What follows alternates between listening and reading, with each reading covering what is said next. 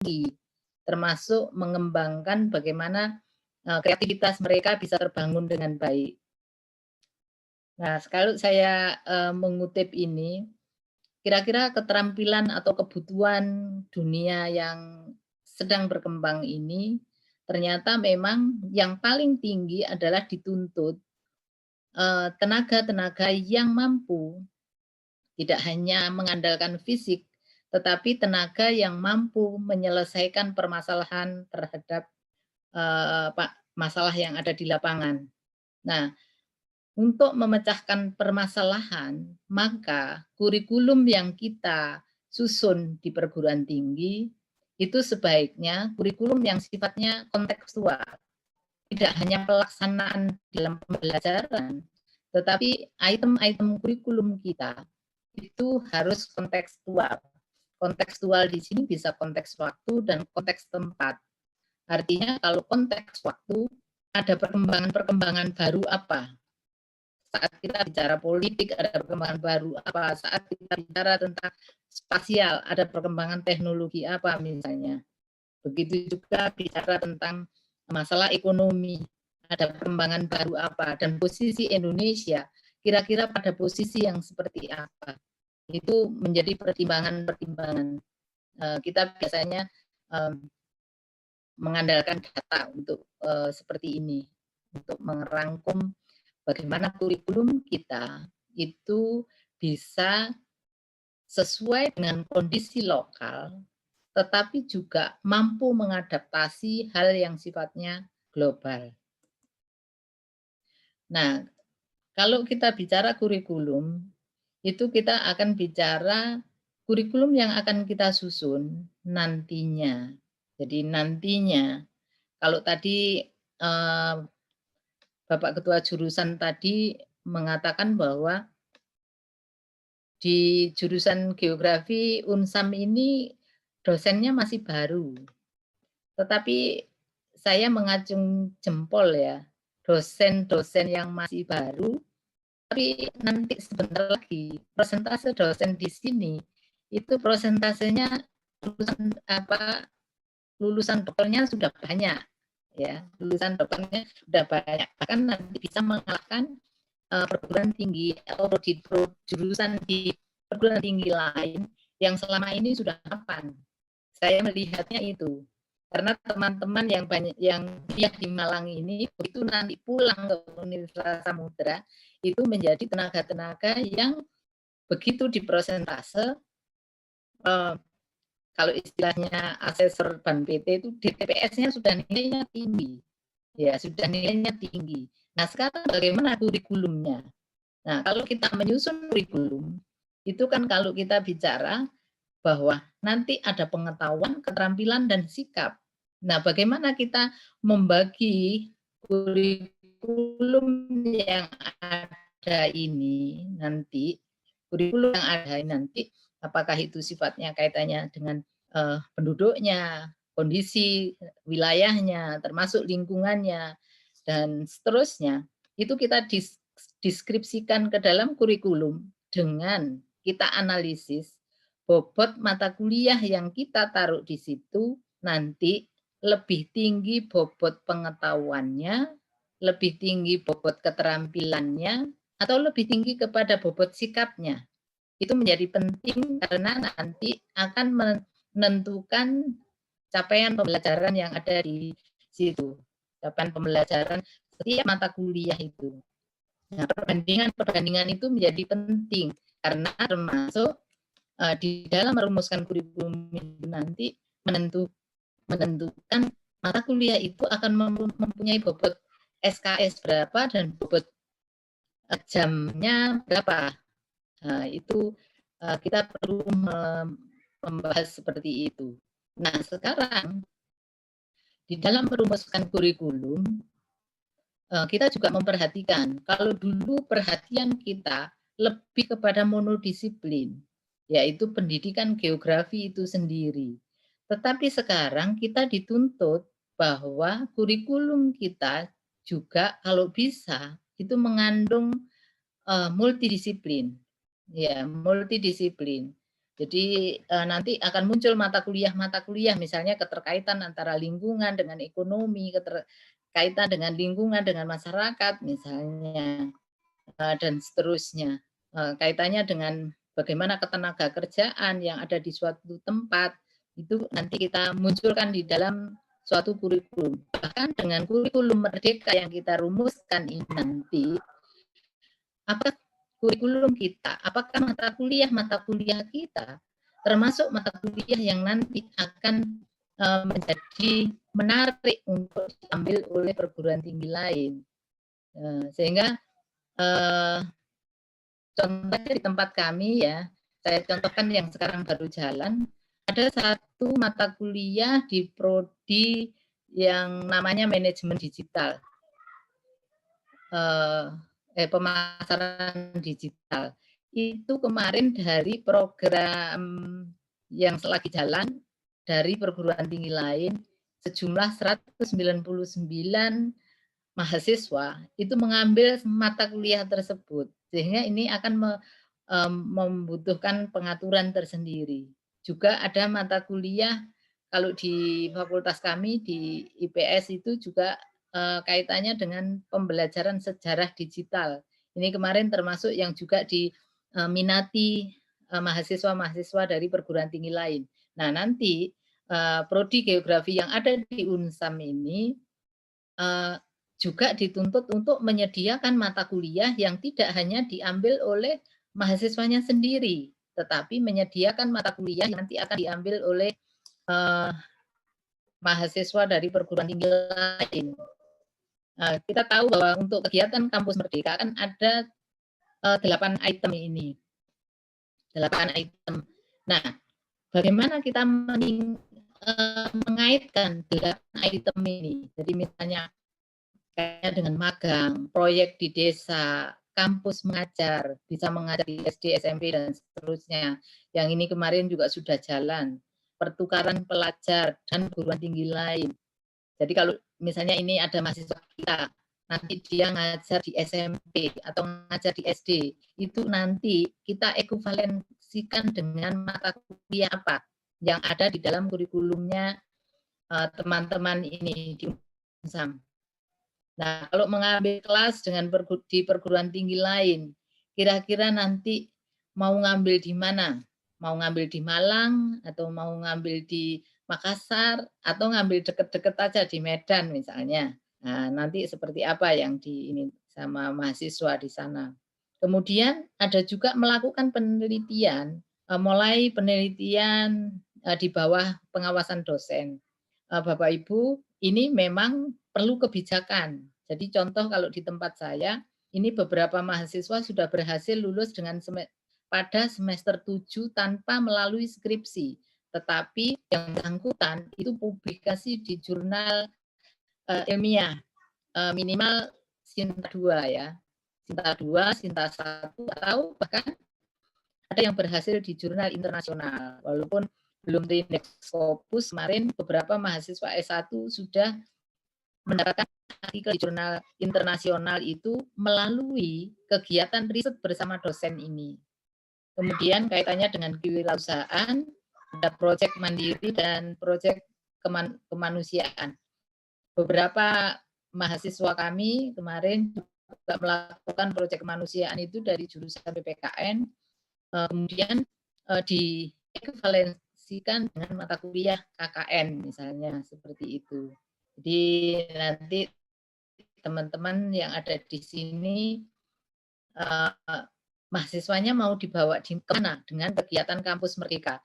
Dari 8 item ini, apakah semuanya akan menjadi prioritas atau teman-teman akan memilih item tertentu untuk menjadi perhatian yang akan diaplikasikan.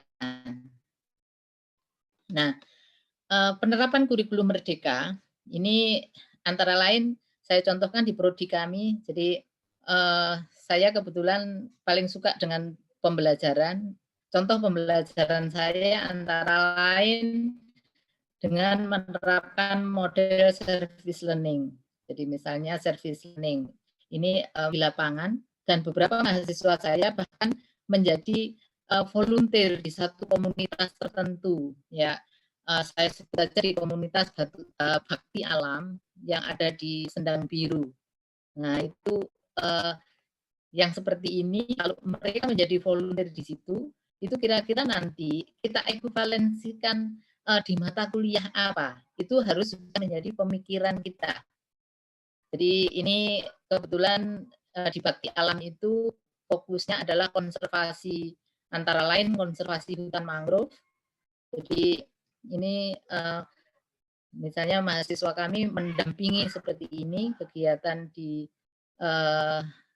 CMC Tiga Warna ini, jadi ada konservasi mangrove, kemudian ada konservasi juga terumbu karang. Jadi mereka mendampingi orang-orang yang melakukan kegiatan untuk ini tentunya harus bekerja sama ya, bekerja sama dengan yang lain. Ini kemarin kebetulan ada kerjasama antara ITS, UB, dan UM untuk transplantasi terumbu karang yang ada di area CMC Tiga Warna. Nah, kalau mahasiswa kita lakukan seperti itu, kira-kira cocoknya mahasiswa mau mengekuivalensikan di mana? Nah, juga ini terkait juga dengan riset saya. Saya katakan tadi, riset saya antara lain kaitannya dengan problem based service learning. Nah, ini saya melakukan kegiatan mengembangkan ini namanya pantai Song Asong. Pantai Song Asong itu ada di Sampang, Madura. Pantai yang awalnya seperti ini, bagaimana kita lakukan supaya pantai ini berkembang menjadi tempat wisata. Nah, tidak hanya sekedar bagaimana ini berkembang menjadi tempat wisata, tetapi bagaimana kita membuat tempat wisata yang sekaligus ada edukasinya. Nah, sehingga kita edukasi yang kita andalkan di sini adalah edukasi berkaitan dengan penanaman mangrove seperti itu. Nah, dengan kurikulum Merdeka sekarang kalau kaitannya UNAS dan lain-lain itu sekarang sudah tidak menjadi perhatian. Sekarang yang menjadi perhatian adalah asesmen kompetensi minimum. Nah, yang disebut asesmen kompetensi minimum itu terdiri dari 3 hal, yaitu kaitannya dengan literasi, numerasi, dan karakter. Nah, kaitannya dengan literasi ini lebih banyak kaitannya dengan menyelesaikan permasalahan-permasalahan yang melalui kajian-kajian teks. Kemudian kalau numerasi itu kaitannya dengan berpikir untuk menggunakan konsep dan angka-angka ya. Kemudian karakter apa yang kita bangun. Nah, ini nanti Bapak Ibu yang mau merumuskan kurikulum, kira-kira kalau ada muatan karakter, kira-kira karakter apa yang ingin ditonjolkan teman-teman di Aceh misalnya seperti itu.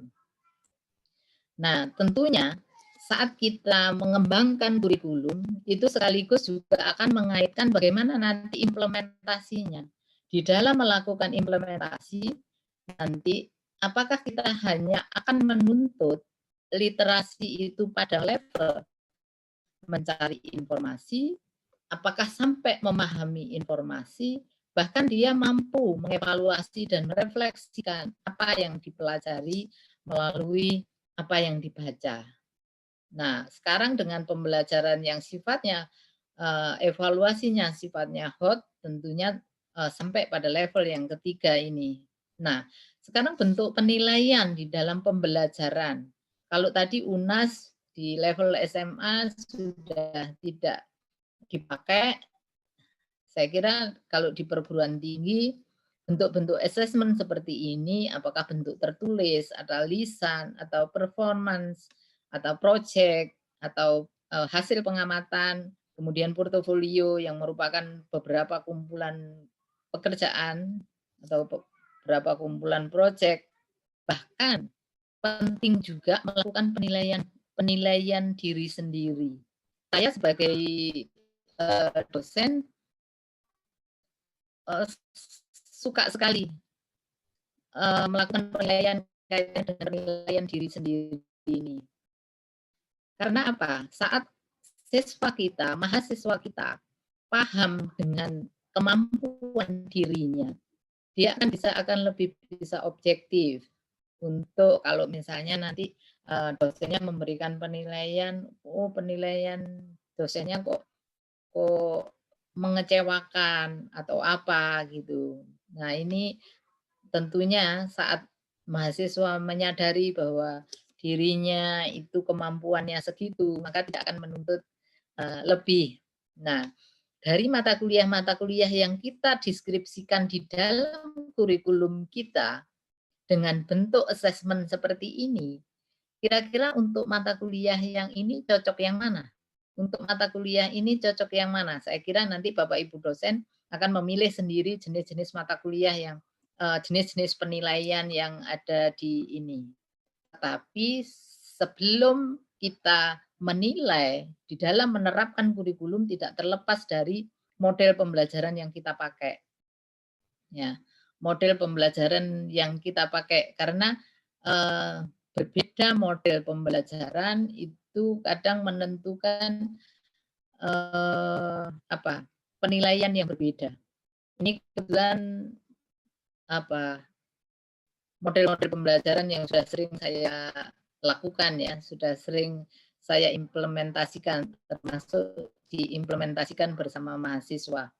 Nah, bagaimana kurikulum kita dikaitkan dengan kurikulum yang Merdeka Belajar, termasuk tuntutan asesmen kompetensi minimum dan tuntutan abad 21. Nah, pembelajaran dalam kurikulum yang kita rancang tentunya ini tadi membangun komunikasi, kolaborasi, berpikir kritis, termasuk mampu melakukan pemecahan masalah. Yang sangat penting di sini adalah kreativitas dan inovasi. Jadi kalau kemarin tingkat kesulitannya belum, itu dari mulai C1 sampai C6-nya itu evaluasi. Sekarang setelah direvisi oleh Kratwol, itu C6-nya sudah bukan evaluasi lagi. Evaluasi itu justru pada C5. C6-nya itu pada kreativitas.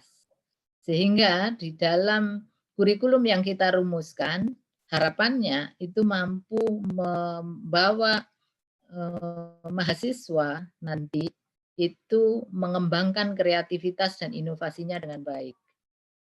Nah,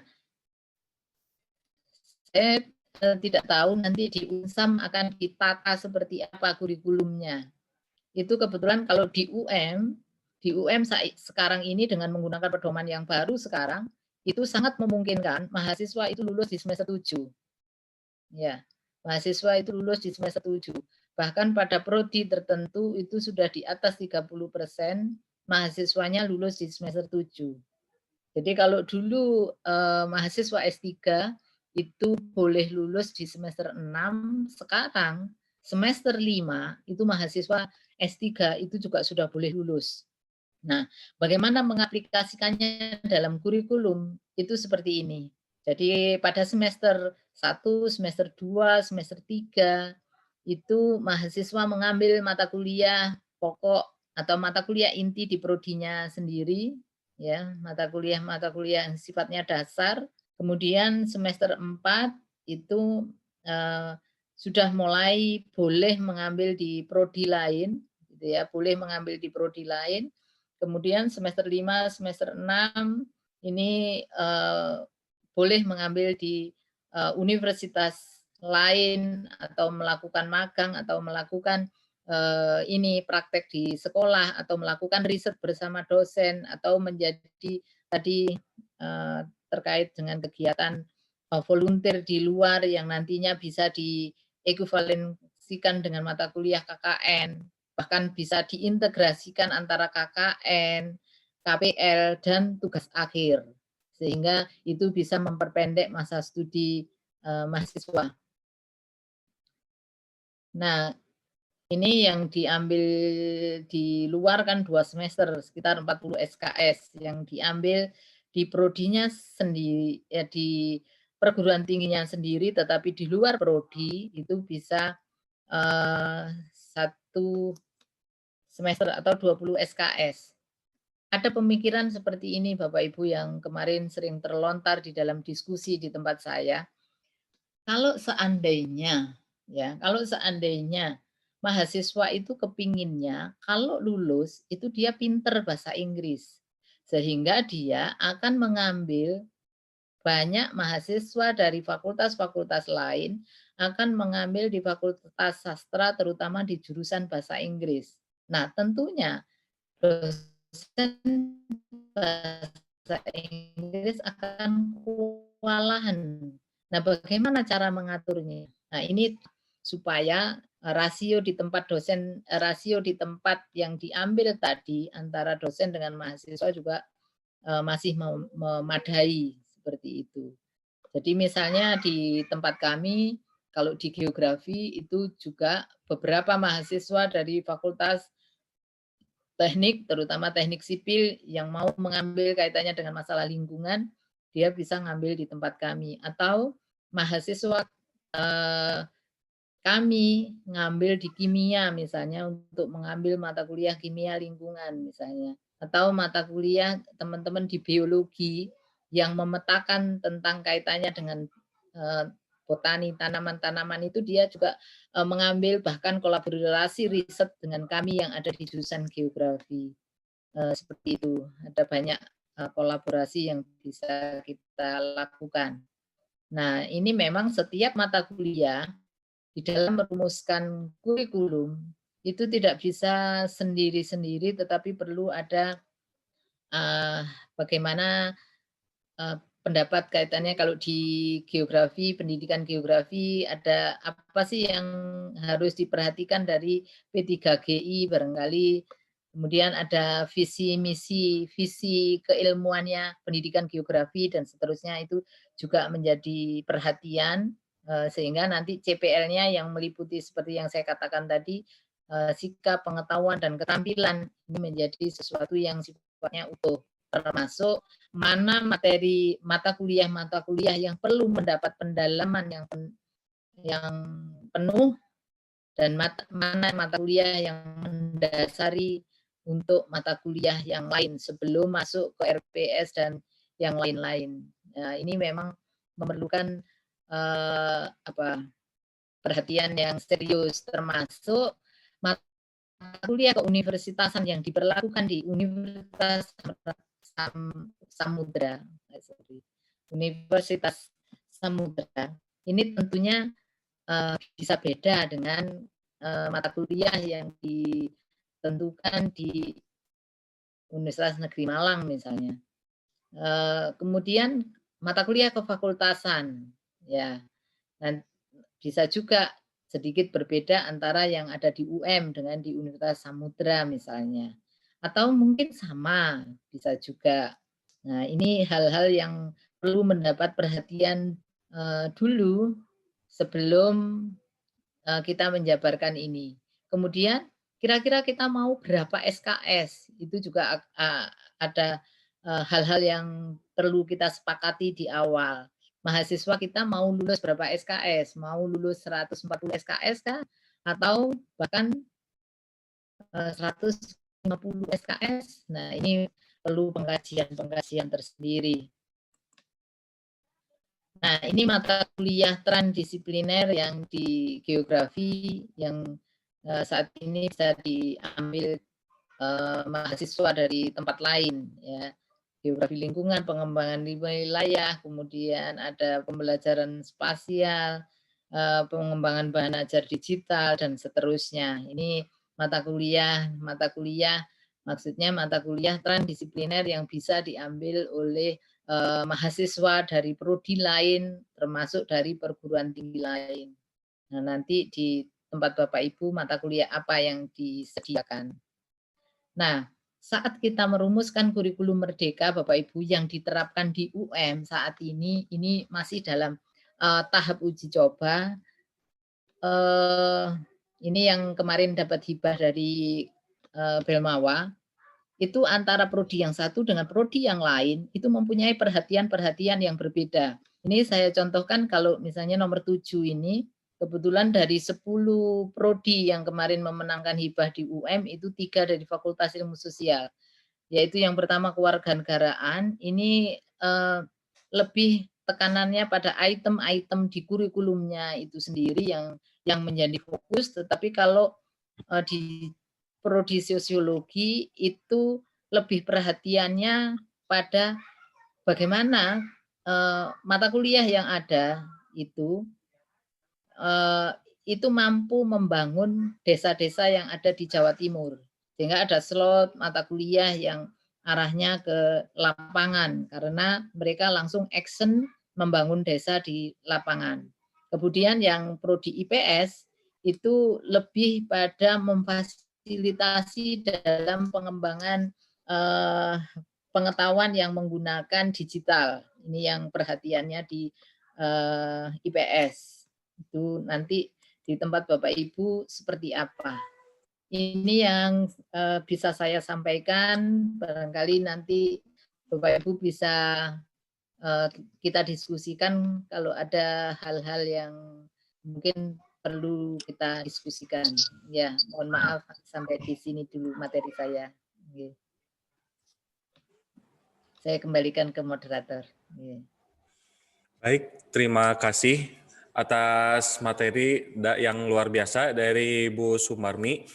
Sebelumnya kami mohon maaf terlebih dahulu Bu, sebenarnya dari panitia memang sudah berencana ingin mengirimkan dokumen kurikulumnya. Namun sepertinya ada miskomunikasi yang membuat hal tersebut agak terhambat gitu Prof. Jadi sekali lagi kami mohon maaf, memang niatnya kami memang ingin mengirim gitu. Tapi sepertinya ada kendala, jadi seperti ini. Tapi terima kasih karena Prof. Sumarmi sudah berinisiatif memberikan pengantar untuk materi kurikulum Merdeka ini. Baik, kita lanjutkan kepada sesi tanya-jawab.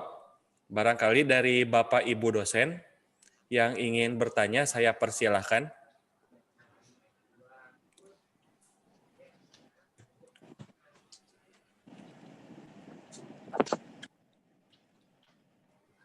Baik, atau barangkali dari mahasiswa ada yang ingin disampaikan terkait dengan implementasi kurikulum Merdeka ini?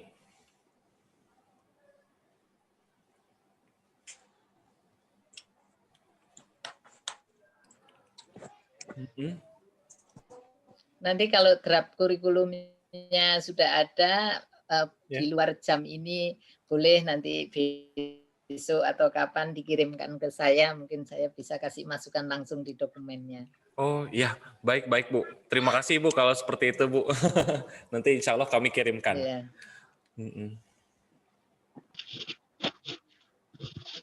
Silakan bagi Bapak Ibu yang ingin bertanya atau rekan-rekan mahasiswa.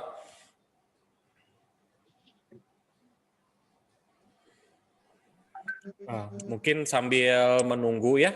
Mohon maaf Prof, di sini saya karena memang tadi niatan kami ini ingin menyampaikan dokumen kurikulumnya, barangkali saya mohon izin untuk menyampaikan sekilas tentang implementasi kurikulum Merdeka, boleh Prof? Boleh, silakan. Boleh ya. Oke. Jadi ini adalah sedikit gambaran singkat dari apa yang akan kami implementasikan.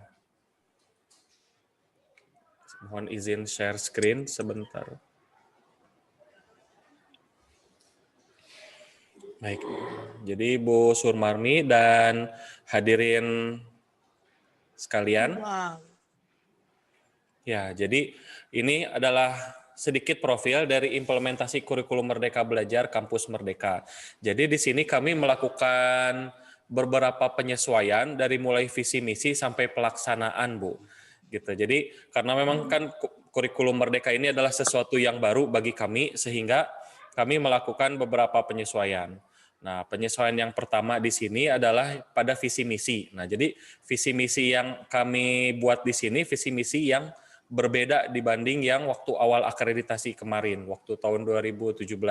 Nah, di sini visi misi kami pada tahun 2035 program studi pendidikan geografi menjadi program studi yang unggul dalam pengembangan keterampilan geografis berbasis potensi wilayah. Nah, jadi di sini kami bermaksud untuk mengembangkan potensi wilayah yang ada di Kota Langsa pada umumnya pada Provinsi Aceh. Karena di sini wilayahnya masih sangat luas, penduduknya masih tergolong sedikit, karena kalau misalnya yang saya tahu Provinsi Aceh itu penduduknya masih 5 juta. Kalau dibandingkan dengan Pulau Jawa pasti luar biasa padatnya, sehingga masih banyak potensi wilayah yang belum dioptimalkan di sini. Sehingga kami punya visi untuk mengembangkan potensi wilayah berbasis keterampilan geografis. Nah, Boleh saya setahap langsung saya komentari? oh iya, boleh Prof. Alhamdulillah kalau seperti itu, Ya, jadi lebih komunikatif. ya. Ini di slide yang pertama, Ya, ini sudah betul merumuskan visi seperti ini. ya, Visi yang sekarang memang agak beda dengan dulu ya. Kalau ya, dulu adalah visi yang ingin dicapai oleh prodi itu, tapi sekarang tuntutannya adalah visi keilmuan. Nah, visi keilmuan di sini yang ingin dicapai teman-teman yaitu pengembangan keterampilan geografi berbasis potensi wilayah. Kemudian pertanyaannya, ya, tadi waktu diceritakan tadi mungkin saya kurang paham. Misalnya ya. kira-kira dosen yang ada di situ kira-kira dalam mengaplikasikan kurikulum yang mengarah ke pengembangan ini, pertanyaan saya, kalau prodi ini menilai dosennya mumpuni nggak? Oh iya. Barangkali Bapak Ibu dosen dari Unsam ada yang bisa membantu. Ini perasaan jadi seperti ujian sidang, tapi makasih loh Prof ini. Jadi kami langsung dikoreksi di sini. Karena memang ini yang kami inginkan gitu. Ya, Heeh. jadi kalau rumusannya ini sudah betul. Sekarang Iya. tuntutannya memang visi Mm-mm. keilmuan yang dituntut di dalam merumuskan visi. Kalau dulu Mm-mm. kan visi kelembagaan ya. Ya.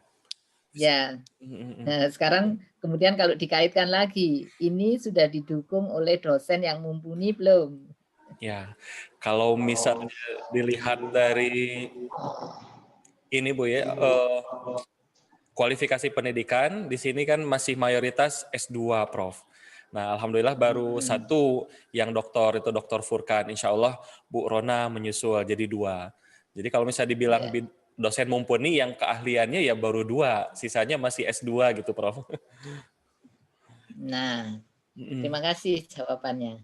Ya, Nah, ya sebetulnya walaupun S2, tetapi kalau kaitannya dengan pengembangan potensi wilayah ini ada dosen-dosen lain walaupun dia S2, itu tidak masalah. oh ya, Saya kira baik-baik. berarti sesuai gitu ya. Mm-mm. Oke, boleh lanjut ke yang kedua. Oh ya, baik. Mohon Oh maaf ya, ya kok saya jadi nguji. Enggak, nggak apa-apa, nggak apa-apa. Cuman biar memang enggak kelewatan aja. saya pribadi Nih. agak deg-degan aja, Prof. Ini. Tapi nggak apa-apa, nggak apa-apa. Justru ini yang kami inginkan gitu. Ya, Ya. sambil yang mahasiswanya juga barangkali ada pertanyaan ya disiapkan. Baik, selanjutnya ini untuk misi. Misi untuk mencapai visi tersebut yang tadi sudah disebutkan di sini ada 4. Saya beri cetak tebal pada bagian pendidikan, penelitian, pengabdian masyarakat dan kerjasama. Maksudnya ini untuk fokusnya gitu. Jadi untuk misi yang pertama menyelenggarakan pendidikan dalam rangka menghasilkan lulusan yang memiliki kompetensi dan bersikap kompetitif. Itu ini untuk tridharma yang pertama. Kemudian tridharma yang kedua yaitu penelitian, melaksanakan penelitian terkait dengan geografi dan pendidikan geografi untuk menghasilkan inovasi dan pemecahan masalah dalam bidang pendidikan dan ilmu geografi dan pengembangan potensi wilayah. Lalu yang ketiga, melaksanakan pengabdian kepada masyarakat sebagai bentuk kontribusi pendidikan geografi dalam penerapan IPTEK untuk meningkatkan kesejahteraan masyarakat. Dan yang terakhir, mengembangkan kerjasama dalam penyelenggaraan pendidikan, penelitian, dan pengabdian kepada masyarakat. Sehingga jika disimpulkan, misi ini mewakili tridharma perguruan tinggi dan ditambah satu lagi, yaitu mengembangkan kerjasama. Karena inti dari kurikulum Merdeka ini kan kerjasama dengan lembaga mitra, sehingga kami pikir dari tim pengembang kurikulum perlu untuk memasukkan aspek kerjasama dalam misi. Gitu. Seperti itu. Oke. Ya, Bagaimana, terima Prof? kasih. Hmm. Ya, ini sudah oke 4 aspek ini. Ya. Pertanyaannya, di dalam implementasi kurikulum Merdeka nanti, ini kurikulumnya, tapi paling tidak saya punya pertanyaan lanjutannya. Oke, Ya. kalau di dalam rumusan misinya itu tidak masalah, tetapi pertanyaan saya, apakah misi ini barangkali sudah didukung atau mau akan, ya monggo aja, Ya. mau akan didukung. Apakah sudah didukung payung penelitian dosen Oh, dan payung pengabdian masyarakat dosen yang bisa memayungi mahasiswa? ya. Ya, Baik. bisa memayungi mahasiswa. Ya. Oke, barangkali dari Bapak Ibu dosen, karena saya di sini nggak sendiri, Prof ya, yang menyusunkan rekan-rekan Oke, semua. tadi saya kelihatan Pak Furkon juga, boleh Boleh. monggo. Baik, terima kasih Prof. Sumarmi, Pak Faiz, Bapak Ibu sekalian, serta adik mahasiswa yang bergabung di sini. Terima kasih banyak sekali tadi masukan dari Prof. Sumarmi di awal tadi. Memang ini kita baru redesign kurikulumnya Prof. Sumarmi. Jadi di prodi kita ini memang kita sudah membagi 3 skills nanti di payung dosennya. Ada 3, yang pertama itu fokus di pendidikan geografi dan media pembelajarannya. Yang kedua fokus di sumber daya analis air dan lingkungan. Kemudian yang ketiga itu fokus di disaster, di kebencanaannya, Bu. Jadi 3 payung ini nanti mulai semester depan kita akan mengarahkan semua mahasiswa untuk melakukan penelitian dan terkait dengan 3 bidang keahlian yang sudah kita petakan di prodi ini. Jadi memang karena bencana menjadi fokus kita di geografi UNSAM ini karena Aceh termasuk daerah rawan bencana, sehingga kita perlu menyiapkan calon-calon guru masa depan dan juga profil lulusan kita yang paham secara komprehensif tentang kebencanaan. Seperti itu Pengembangan juga dengan wilayahnya masuk yang mana, Mas? Masuk payung yang mana pengembangan wilayah? Di sini kan nomor 2 itu pengembangan potensi wilayah. Nah, itu masuk di fokus yang mana? Kalau ada 3 tadi. Kemarin memang di tema 1 itu kita ada sepakat itu wilayah, tapi kita masuk ke lingkungannya, Bu. Jadi memang tema awal itu kita sepakat di pengembangan wilayah, tapi karena memang umum, general sekali, jadi kita gabungkan dengan lingkungan seperti itu, Bu. Jadi masuk di kajian lingkungannya. Ya, jadi nanti tadi juga disinggung masalah kebencanaan apa gitu ya. Jadi nanti kalau misalnya ini mau dirapikan atau tetap seperti itu, jadi artinya 3 payung penelitian tadi kalau bisa itu sinkron dengan yang nomor 2. Ya, sinkron dengan yang nomor 2. Termasuk kalau ada pengabdian masyarakat dan pengabdian masyarakatnya juga sudah ada payungnya, bisa dimasukkan di situ. Kalau enggak cukup seperti itu tadi. Penelitian yang menjadi penting terkait dengan payung. Kenapa penelitian ini menjadi penting? Karena dari penelitian yang sekarang itu sifatnya harus hilirisasi. Dari hasil penelitian harapannya harus diimplementasikan di pengabdian masyarakat. Dan harapannya juga langsung diaplikasikan di dalam materi pembelajaran atau perbaikan materi-materi pembelajaran seperti itu, atau langsung diaplikasikan di masyarakat luas seperti itu. Ya, nanti barangkali masih perlu ditinjau kembali, direnungkan kembali yang poin nomor 2 gitu ya. Oke, terima kasih. Mohon maaf, Prof boleh bertanya? Boleh. Mungkin untuk masalah hilirisasi penelitian itu kami boleh minta contoh konkretnya gitu seperti apa? Karena kami masih belum paham gitu. Ya, kalau di tempat kami terintegrasi kebijakan antara apa yang kita lakukan di fakultas dengan apa yang dilakukan di LP2M. Jadi misalnya di tempat kami, mohon maaf ya kalau ngasih contohnya kan mudah saya contohkan di lembaga saya ya.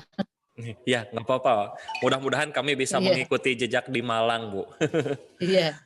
Jadi kalau di tempat kami, kalau kami mengusulkan proposal penelitian, itu satu proposal penelitian harus diikuti dengan satu proposal pengabdian masyarakat.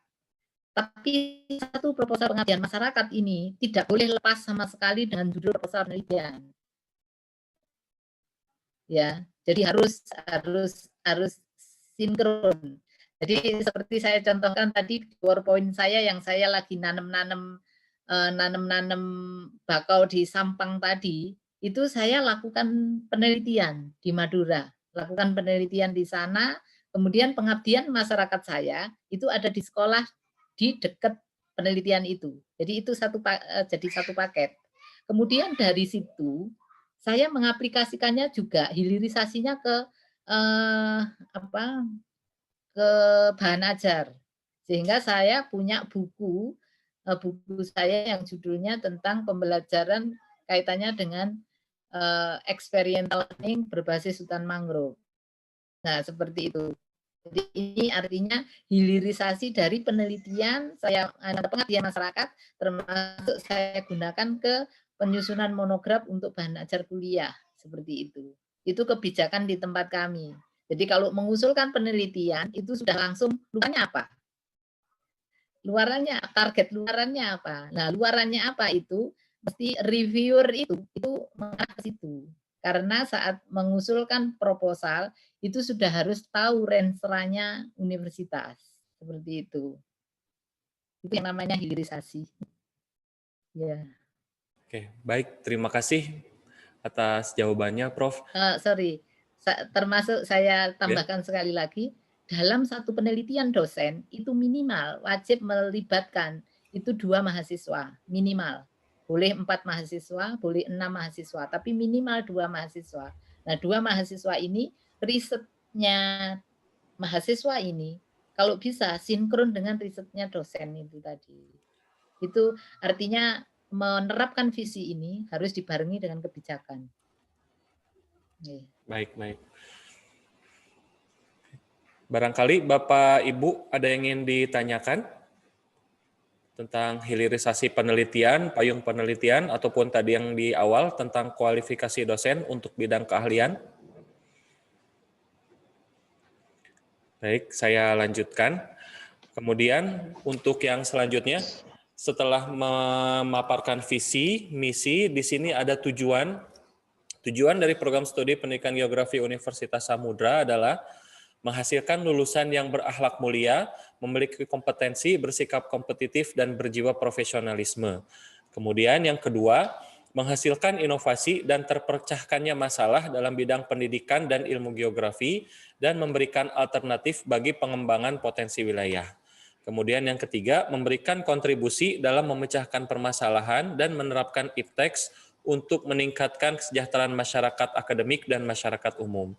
Dan yang terakhir, menghasilkan kerjasama yang efektif di bidang pendidikan, penelitian, dan pengabdian kepada masyarakat bagi pengembangan program studi pendidikan geografi.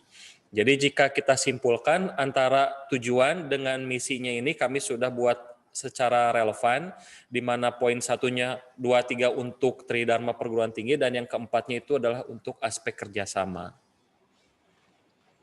Oke, terima kasih. Saya masih pada poin yang kedua ya. Yang lain sudah oke. Yang poin kedua, itu saya menggarisbawahi bahwa itu positif di kata inovasi. Jadi memang yang sekarang tuntutannya adalah kaitannya dengan inovasi seperti di PowerPoint saya tadi ya. Nah, di situ. Kemudian saya ingin teman-teman merenungkan kembali apakah yang dipakai itu pengembangan potensi wilayah atau yang lain, nanti monggo tetap pakai itu juga nggak apa-apa, artinya disinkronkan dengan kajian-kajian yang lain. Itu. Saya kira itu. Ini komentar saya. Baik.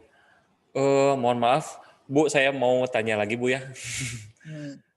Jadi kalau kami kan waktu itu saya teringat bahwa kenapa mengambil potensi wilayah, karena kan potensi wilayah itu kemungkinannya sangat banyak gitu. Sehingga menurut kami penggunaan terminologi potensi wilayah itu sangat cocok untuk disimpan pada visi, misi, dan tujuan karena sangat luas gitu. Kemudian kami nanti akan menjabarkan atau menspesifikkannya di bagian profil lulusan gitu. Nah, mohon maaf di sini kan profil lulusannya ini kami ada 3. Guru geografi, analis konservasi lingkungan, dan analis kebencanaan. Nah, maksud kami di sini potensi wilayah itu kami akan spesifikkan di bagian konservasi lingkungan dan kebencanaan. Nah, pertanyaan saya, apakah gitu hal yang seperti ini benar atau salah? Karena kan kami di visi misi menuliskan potensi wilayah. Sedangkan di profil lulusan kami menuliskan analis konservasi dan analis kebencanaan. Perlukah kami mengganti visi gitu? Karena kan ini masih rancangan kan, Prof ya. Perlukah kami mengganti visinya itu menjadi fokus pada pengembangan konservasi dan kebencanaan seperti itu? Divisinya itu apakah kami ganti dengan konservasi dan kebencanaan atau tetap menggunakan potensi wilayah seperti itu? Sebetulnya kalau kita bicara misalnya yang tengah itu ya, analisis konservasi wilayah, analisis konservasi lingkungan, itu kalau misalnya di situ dimunculkan pengembangan potensi wilayah, sebetulnya kalau kita ngomong mengembangkan potensi wilayah, di dalamnya kan mengandung konservasi ya. Ya, betul.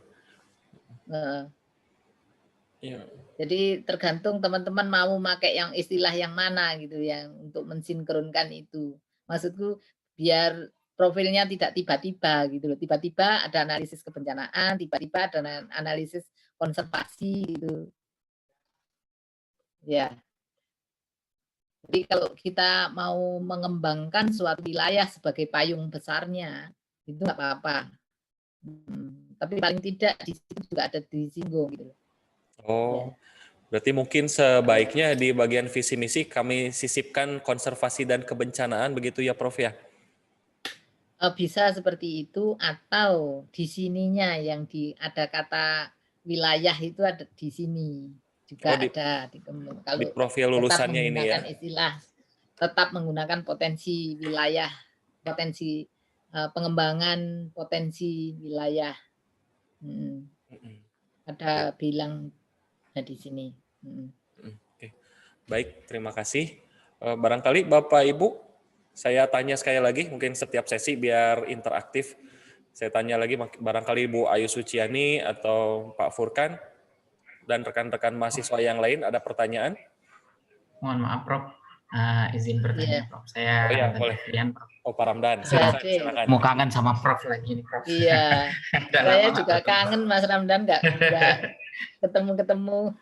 Iya, Iya. Gimana? Jadi saya ingin bertanya tadi kan mengenai ada usul dari Prof untuk salah satu profil lulusannya adalah dalam hal wilayah. Nah, takutnya nanti apabila ini takut dari kami kemarin dalam menentukan profil lulusan, apabila nanti wilayah, apakah itu tidak terlalu luas gitu, Prof, untuk sebuah profil lulusan. Nah, menurut Prof itu bagaimana? Apakah tidak masalah sedikit lebih luas? Gitu? Ditambahi aja loh kata wilayah gitu. Analisis konservasi lingkungan di wilayah gitu, di suatu wilayah. Jadi kan wilayah tadi saya katakan bisa lokal sampai global toh. Ya, betul. Nah, wilayah yang dimaksud itu nanti sampai seperti apa?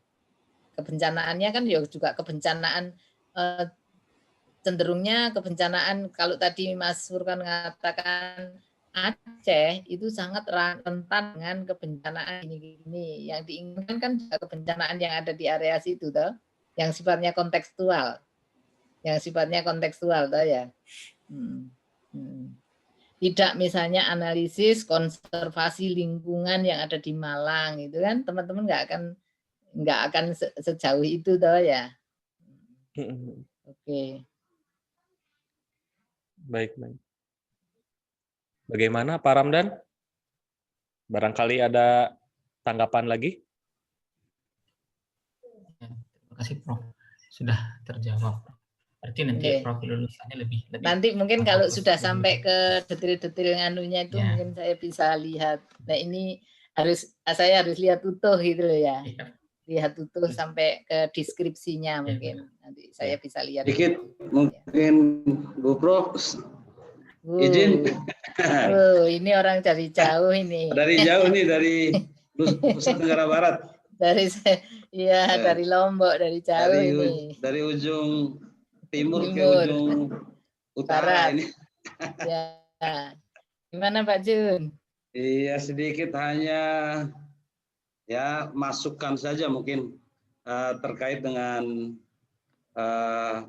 apa yang ada dalam misi tadi. Saya mungkin lebih potretnya ke kerjasama, karena di poin 4 di misi itu kerjasama ini tidak hanya pada penelitian dan pengabdian saja. Yang saya potret di sana hanya fokus kedua itu saja. Karena kerjasama ini kalau kita sesuaikan dengan apa yang dipresentasikan Bu Prof tadi, kerjasama itu bukan dalam hal penelitian dan pengabdian, tetapi misalnya dalam hal pertukaran pelajar atau apa, kan ada semua di kurikulum yang dipresentasikan oleh Bu Prof tadi. Mungkin kerjasama di poin 4 misi dan tujuan itu bisa diperluas lagi, itu mungkin saran saja. Karena kalau lebih fokus ke penelitian dan pengabdian, berarti tidak ada ini dengan apa yang dipresentasikan Bu Prof tadi.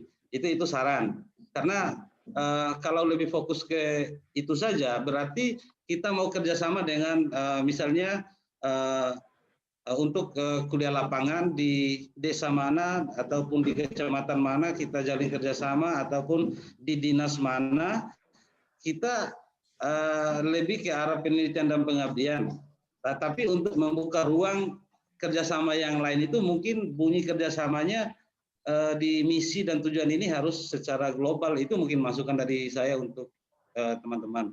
Karena di penilaian asesmen lapangan juga kan visi misi ini kan harus realistis, harus terukur.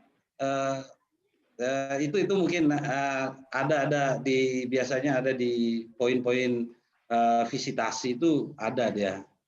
Ya, itu mungkin masukan mungkin Bu Prof kalau ini supaya ada keterkaitan antara Merdeka Belajar ini dengan visi yang mau dibangun oleh teman-teman di Prodi, seperti itu. Ya, terima kasih.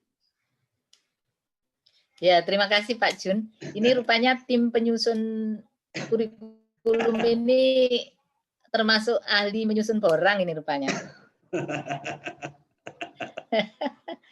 Ya, ahli menyusun borang.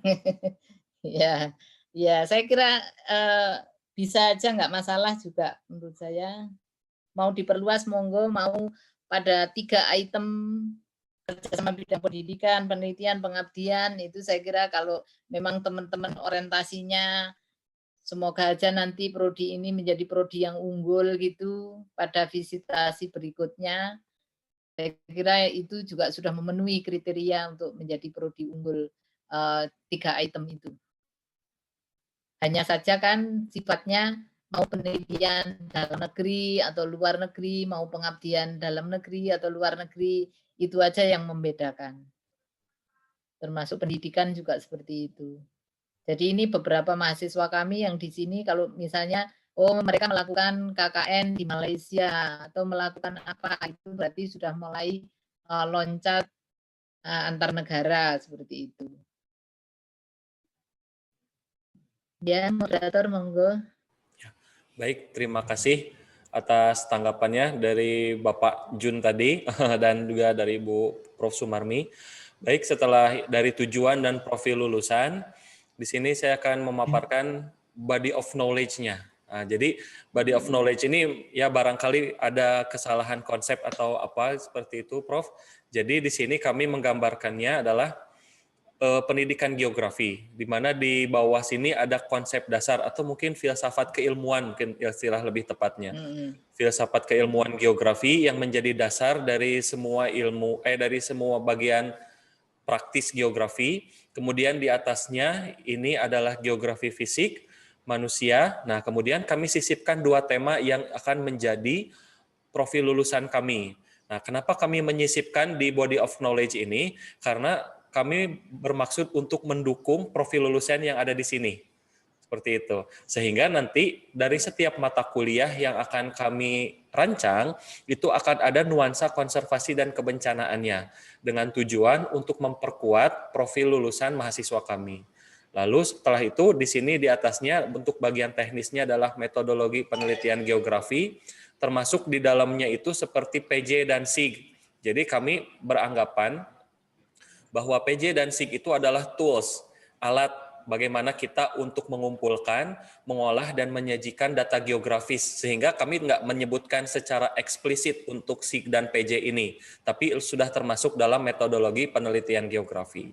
Nah, setelah kami menguasai, atau mohon maaf, setelah kami merancang untuk body of knowledge-nya ini, kami kemudian memberikan irisan untuk setiap bagian dengan aspek pembelajaran geografinya, yaitu technological knowledge, pedagogical knowledge, dan curriculum knowledge. Nah, ketiga aspek ini biasa kita kenal sebagai TPACK, seperti itu, Prof. Nah, jadi di sini ada kontennya, kemudian konten geografinya itu kami berikan irisan, jadi bagaimana cara kita mengemas geografi dari sudut pandang kurikulum, pedagogis, lalu teknologinya atau media pembelajarannya, dengan tujuan untuk memperkuat pembelajaran geografi. Seperti itu. Ya. Ya. Jadi kalau tadi pengembangan wilayah tadi, menurut saya itu ada di area sini. Jadi ada terkait ya antara fisik dan manusia, antara fisik dan manusia. Kalau kita bicara tentang pengembangan wilayah, itu ya, pengembangan wilayah itu kan memperhatikan 4 aspek geografi, yaitu aspek fisik, aspek manusia, aspek biotis, dan aspek abstrak. Itu kalau kita bicara tentang pengembangan wilayah, ada 4 aspek itu. Nah, tadi kan di visinya bicara tentang pengembangan wilayah berbasis sesuai dengan potensi lokal kan. Jadi 4 aspek. Jadi kalau di sini secara aspek fisiknya seperti apa di Aceh atau di tempat yang lain. Kemudian aspek manusianya seperti apa, aspek biotisnya yang menonjol di tempat itu apa. Dan yang tidak kalah pentingnya adalah aspek abstrak. Posisinya strategis enggak wilayah itu. Ya, jadi kalau kita ngomong pengembangan wilayah itu memang harus mengaitkan 4 hal itu. Mungkin sudah ada di singgungan geografi fisik dan geografi manusia ini. Ya. Saya kira itu. Sudah berarti untuk aspek fisik dan manusia itu sebenarnya mewakili wilayah begitu ya, Prof ya? Maksudnya? Pengembangan wilayah tadi, menyinggung pengembangan wilayah yang ada di visi tadi. Sehingga nanti menceritakannya kan seperti itu. Bahwa saat kita mengembangkan wilayah, itu memang ada 4 aspek yang tidak bisa kita tinggalkan itu. Baik, Prof. Pengembangan wilayah. 4 aspek geografi. Fisik, manusia, biotis, dan abstrak ya, Prof ya? Ya. Baik. Jadi Singapura itu nggak punya apa-apa. Tapi karena posisi abstraknya bagus, dia bisa pengembangan wilayahnya bisa tinggi. Ya, betul. Baik, terima kasih Prof. Sumarmi atas tanggapannya. Barangkali Bu Ayu, Pak Ramdan, Pak Furkan, Bu Rona, atau rekan-rekan mahasiswa, ada yang kurang jelas atau ingin ditanyakan? Izin Prof. Saya ingin bertanya kembali. Ini sedikit mengusik di saya, Prof, untuk program dari Bapak Menteri Muda kita Nadiem Makarim tentang kurikulum merdeka, di mana ada 8 kegiatan untuk berjalannya kurikulum merdeka. Dan salah satunya adalah kegiatan kewirausahaan, Prof. Nah, itu yang selama ini saya sedikit masih bingung bagaimana kita dalam pendidikan dan dalam kegeografi itu dapat menerjunkan atau membuat siswa kita untuk ikut dalam kegiatan berwirausaha, atau apakah mungkin boleh tidak dipilih salah satu kegiatan tersebut dalam implementasi kurikulum Merdeka Belajar Kampus Merdeka ini, Prof. Mohon ya, dari 8 aspek tadi, Mas, itu tidak harus dipilih semua. Mana yang menjadi unggulannya, seperti yang saya contohkan tadi. Misalnya di prodi kami sosiologi, dia ingin lebih fokus ke membangun desa, membangun Jawa Timur melalui desa. Jadi sekarang dia lagi banyak kerjasama dengan desa-desa itu. Jadi kerjasama dengan desa ini, desa itu, dan seterusnya. Kemudian dia ingin fokus pada kerjasama arah. Itu bahkan dia mahasiswanya bisa sampai menjadi volunteer di tempat itu tadi. Dia tidak bicara kebetulan dia juga bicara tentang kewirausahaan, tetapi yang menjadi perhatian itu adalah UMKM yang ada di desa. Pendampingan UMKM yang ada di desa itu seperti itu. Beda yang diambil jurusan IPS. IPS tidak ngambil itu, tapi lebih mengambil sekolah dengan peningkatan kreativitas inovasi digital. Seperti itu, Mas Ramdan. Jadi nanti tergantung mahasiswanya ingin apa. Makanya nanti wakil dekan 1 itu menjadi penting, menjadi orang penting dalam implementasi kurikulum Merdeka ini. Jadi ini misalnya mahasiswanya, Pak, saya mau magang kemana? Nah, kira-kira cocok enggak nanti kalau mereka pulang itu diekuivalensikan dengan mata kuliah yang ada di prodi itu, kira-kira cocok enggak? Gitu. Termasuk Kajur harus sensitif terhadap yang seperti itu.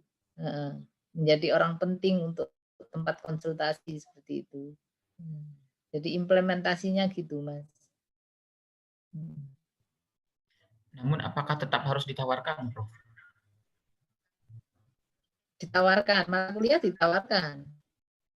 Tapi mahasiswa kan punya inisiatif. Saya lebih minat kepada ini, saya lebih minat kepada ini, seperti itu. Ada mahasiswa yang sekarang itu saya lebih minat untuk menjadi tim riset ibu saja, ya, misalnya. Ada jadi tim riset saya. 2 kali saya menuliskan artikel ilmiah di dalamnya ada dia, itu boleh mahasiswa tidak melalui skripsi, seperti itu. Ya. Tetapi memang benar-benar dosen yang menentukan loh ya, bahwa dia punya peran terhadap riset itu dan dia punya peran di dalam penulisan artikel itu. Tapi kita belum terlalu yang penulis kedua. Kita masih mendorong mahasiswa untuk menjadi penulis pertama. Ya. Ya, jadi kemarin misalnya barusan kita kan seminar internasional pendidikan sosiologi. Mahasiswa kita dorong. Ayo, siapa yang berani presentasi di seminar sosiologi. Kemudian dari situ kita seleksi artikelnya. Kemudian accepted di jurnal Sinta 2. Ada 4 orang accepted. Ya sudah, oke. Itu Anda nggak perlu nyusun skripsi, seperti itu. Itu artinya ada integrasi tadi, Mas. Di dalam kurikulum Merdeka ini. Dan memang Kajur, dosen PA mempunyai peran untuk oh ini boleh, ini tidak, oh ini masuk ekuivalensi yang mana dan mana tidak, seperti itu caranya. Terima kasih, Prof. Ya. Baik, terima kasih Pak Ramdan dan Prof. Sumarmi. Saya lanjutkan dari body of knowledge ini, maka akan diturunkan ke sebaran mata kuliah. Nah, jadi sebaran mata kuliah di sini mungkin agak kecil ya, Prof ya, mohon maaf.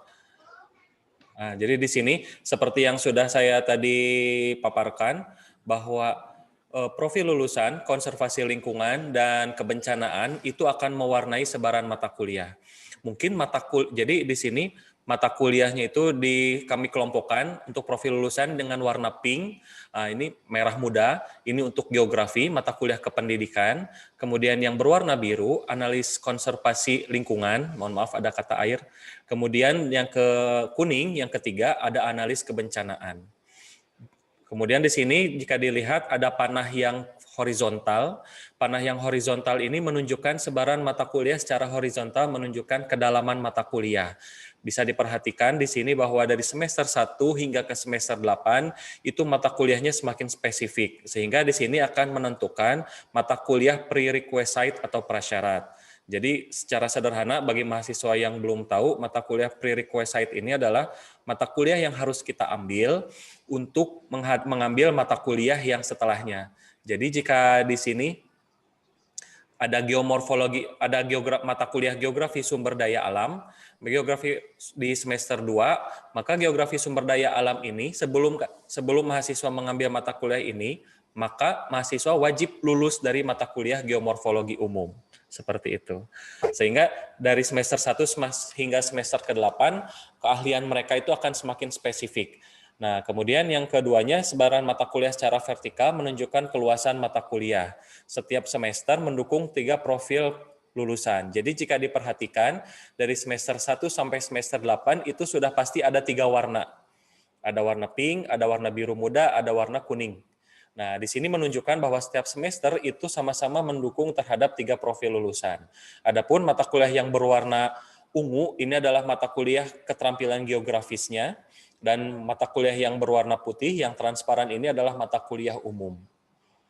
Nah, lalu maksud dari warna biru dan kuning ini adalah mungkin jika kita lihat mata kuliahnya adalah mata kuliah yang sama seperti di program studi pendidikan geografi lain. Di sini ada misalnya geomorfologi umum, geografi sosial, geologi umum, dan lain sebagainya. Namun di sini yang kami maksudkan adalah tema. Nanti untuk penugasan seperti misalnya mahasiswa ditugaskan membuat paper atau mini riset, di situ akan kami masukkan tema konservasi dan kebencanaan sesuai dengan warnanya. Seperti itu. Barangkali memang ada beberapa kesalahan atau mismatch gitu. Seharusnya memang seperti mata kuliah hidrologi di semester 4. Hidrologi ini seharusnya mungkin masuk ke kebencanaan, nah, tapi kami di sini merundingkan untuk masuk ke bagian konservasi, terutama konservasi air, karena memang keterkaitannya lebih dekat, seperti itu. Jadi kesimpulannya, dalam 1 semester ini kami sudah setting, sudah susun untuk mendukung dari 3 profil lulusan, dan dari semester 1 hingga semester ke-8 itu sifatnya akan lebih spesifik. Seperti itu, Prof. Mohon tanggapannya. Saya tertarik di semester 6 itu ya. Semester 6 yang warna ungu itu ada mata kuliah SIG, Sistem Informasi Geografi. Iya. Ya. Itu apa nggak terlalu di belakang ya mata kuliah itu. Gimana kalau misalnya dari semester 4 gitu dia sudah memahami SIG, kemudian nanti di belakang supaya saat dia melakukan mini riset atau melakukan apa penguasaan itu sudah bagus gitu. Kira-kira apa perlu seperti itu, perlu dipertimbangkan ulang lah mungkin. Ya. Itu yang pertama. Kemudian saya kepingin tahu mata kuliah pilihan. Mata kuliah pilihan di sini sudah betul disajikan di semester 6, 7, 8. Tapi coba boleh lihat mata kuliah pilihannya. Oh ya, baik. Sebentar, Prof. Masih di Excel, mungkin saya pindah share screen dulu ya, Prof. Mohon maaf. Atau nggak apa-apa, wis disebutkan aja salah satu. Oh ya, jadi kalau mata kuliah atau salah 2. Mata kuliah pilihan yang kami tawarkan di sini geografi transportasi, geografi industri, geografi pertanian, lalu ya kurang lebih seperti itu. Barangkali ada Bapak Ibu dosen yang ingin menambahkan? Jadi mata Pertanyaan kuliah saya. Ya. Mata kuliah pilihan dengan judul seperti itu kira-kira sangat cocok diambil oleh prodi-prodi apa di luar geografi? Karena kan tadi ada 20 SKS yang akan diambil oleh orang lain di tempat kita, ya, dan ada 40 SKS yang kita ngambil di luar. Nah, kita kan nggak mungkin ngambil mata kuliah di tempat prodi lain, tapi kita prodi sendiri juga nggak ngasih gitu, nggak membuka peluang untuk orang lain. Nah, itu yang kira-kira prodi apa yang cocok ngambil mata kuliah dengan jenis-jenis seperti itu tadi? Ya. Barangkali dari Bapak Ibu, Bu Ayu, Pak Furkan, Pak Ramdan.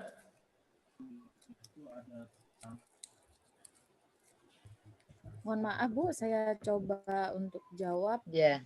Satu mata kuliah itu SIG pemodelan SIG. Jadi kemungkinan besar hampir setiap prodi itu bisa mengambil mata kuliah pemodelan SIG di prodi pendidikan geografi.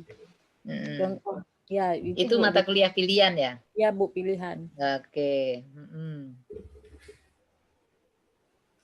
Ya, karena sekarang kalau kita bicara SIG itu mata apa saja, prodi apa saja itu membutuhkan itu. Terus? Seingat saya mungkin Bu, kami akan membuat yang berhubungan dengan media pembelajaran yaitu mata kuliah media animasi Bu, animasi pembelajaran. Jadi ada prodi selain prodi pendidikan geografi seperti pendidikan PGSD, fisika, kimia, itu bisa mengambil mata kuliah pilihan itu. Ya, oke, saya kira cukup. Terima kasih. Jadi nanti mata kuliahnya perlu ada pertimbangan-pertimbangan seperti itu. Ya, Bu. Oke. Baik, terima kasih Prof. Sumarmi atas tanggapannya. Berarti kalau misalnya boleh saya simpulkan, kita pun menyediakan mata kuliah sebanyak 20 SKS begitu ya Prof ya, untuk diambil oleh mahasiswa di luar geografi. Ya. Oke, baik. Boleh saya lanjut mungkin ya? Kalaupun tidak 20 SKS, biasanya itu mahasiswa kan misalnya ngambil dari prodi lain ke tempat kita, kadang-kadang misalnya kalau dari prodi lain ngambil ke tempat kita, ada yang ngambil di IPS, ada yang ngambil di geografi, gitu kan bisa. Tidak, misalnya tidak semuanya harus 20 ada di geografi semua, bisa juga seperti itu. Ya. Oh ya. Oke, lanjut. Baik. Oke, untuk yang selanjutnya. Nah, di sini baru masuk dalam implementasi kebijakan MBKM. Nah, sebenarnya kalau dari pemerintah Kemendikbud memberikan keleluasaan apakah mau diambil di semester 4, 5, 6, 2, 4 atau 6 atau 5, 6 dan 7. Nah, di sini kami merencanakan, sebenarnya bukan kami tapi Unsam. Jadi memang udah kebijakan satu universitas, Prof. Gitu. Jadi bahwa implementasi dari kurikulum Merdeka Belajar ini ada pada semester 5, 6 dan 7. Gitu, di mana 5-nya itu adalah untuk kuliah di luar prodi dan 6 dan 7-nya itu untuk BKP atau bentuk kegiatan pembelajaran yang lain di situ. Nah, di sini semester 1 sampai semester 4 itu adalah pembelajaran di dalam program studi, dan di semester 8 mahasiswa kembali lagi ke prodi untuk menyelesaikan skripsi, tapi tidak menutup kemungkinan mereka bisa menyelesaikan studinya di semester ke-7 karena mereka bisa menyelesaikan skripsi sekaligus dengan mengambil kegiatan Merdeka Belajar seperti penelitian atau misalnya KKN tematik atau proyek independen, seperti itu, Prof. Ya, saya kira sudah sesuai. Sudah Ya, sesuai. oke. Ya. Kemudian yang selanjutnya, untuk bentuk kegiatan pembelajarannya, di sini kami menawarkan semua kegiatan pembelajaran, namun karena kami masih masa percobaan, Prof. Jadi ibaratnya itu seperti kuda, kalau misalnya kuda jantan, kuda liar gitu, ketika dia dikurung dalam kandang, kemudian kandang tersebut pintunya dibuka, dia pasti bisa berlari kencang dan mencari apa yang dia mau. Nah, tapi karena kami ini adalah program studi yang masih muda, kami seperti anak kuda yang masih butuh induknya. Sehingga ketika kandangnya dibuka, bisa jadi dia nggak keluar, bisa jadi dia malah betah di dalam, seperti itu. Nah, berdasarkan persepsi tersebut, sehingga SKS yang kami tawarkan ini tidak full 20 untuk setiap kegiatan. Di sini kami pertukaran mahasiswa, kami berikan 12. Ini masih rencana sih. Tapi ini rencana kami 12, kemudian asistensi mengajar itu 4, penelitian 4, dan semua kegiatan itu jumlahnya 4. Gitu. Dengan asumsi kami ingin mencoba terlebih dahulu apakah pola belajar seperti ini cocok untuk dosen dan mahasiswa di sini atau tidak. Seperti itu. Kami khawatirnya ketika memang diberikan kebebasan 20 SKS, justru menghasilkan output yang di bawah standar seperti itu. Nah, adapun mitra yang kami jalin kerjasama di sini yang sedang dalam proses, itu untuk pertukaran mahasiswa ada Universitas Syah Kuala di Banda Aceh dan Universitas Negeri Medan, kemudian asistensi mengajar, ada Kepala Dinas Pendidikan Kota Langsa, dan lain sebagainya seperti yang tercantum pada PowerPoint. Nah, seperti itu. Nah, mungkin yang ingin kami tanyakan dan ingin butuh arahannya, Prof, apakah hal yang seperti ini tidak apa-apa seperti itu? Karena kan kami yang baca dari petunjuk maksimal kan, maksimal itu 20 SKS untuk setiap semester. Artinya kalau kami menawarkan lebih sedikit dari itu sebenarnya sepertinya tidak melanggar aturan seperti itu. Demikian, mohon tanggapannya Bu Sumarmi.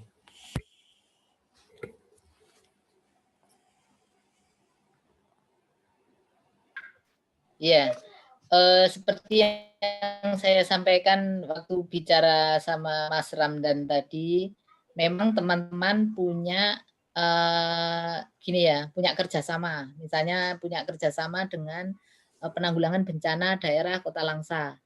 Punya kaitannya praktek magang kehutanan Kota Langsa. Tapi bisa juga mahasiswa itu nggak ngambil itu, tetapi ngambil bergeser ke yang lain. Itu nggak apa-apa. Jadi maksudnya nggak harus ada semua gitu ya. Nggak harus ada semua. Jadi misalnya sekarang contoh aja di tempat kami yang terjadi, mereka kuliah di UPI misalnya, ngambil di UPI 10 SKS. Tetapi dia tetap ngambil supaya memenuhi syarat dia tetap bisa nanti lulus cepat, 10 SKS-nya itu dia tetap ambil di Malang dengan online ya. Atau kebalikannya, yang dengan UPI-nya online, dengan Malangnya dia sekarang memang online juga, tetapi pada situasi yang pembelajaran tidak pandemi, situasi kita bisa luring, yang kapan itu mahasiswa kami kuliah di Undiksa. Mereka datang ke Undiksa di sana, tetapi pembelajaran dengan kita yang ada di Malang, dia lakukan secara daring, 10 SKS tadi.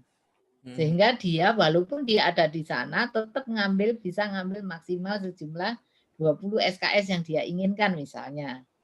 Kemudian dia tidak ngambil proyek kemanusiaan, tetapi dia ngambil tentang mengajar di sekolah.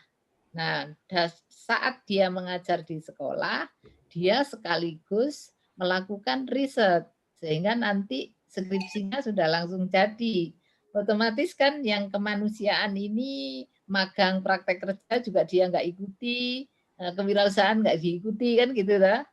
Tapi ada anak yang super di dalam bidang kewirausahaan, sehingga itu yang menjadi perhatian. Kebetulan kemarin ada mahasiswa saya yang sukses dengan memelihara lele, gitu. Lele sampai menang PKM apa dan punya anak buah. Dia punya anak buah 8 gitu misalnya. Ya itu kita akui bahwa dia punya yang namanya kaitannya dengan kewirausahaan ini, dia bisa kita nilai gitu. Seperti itu.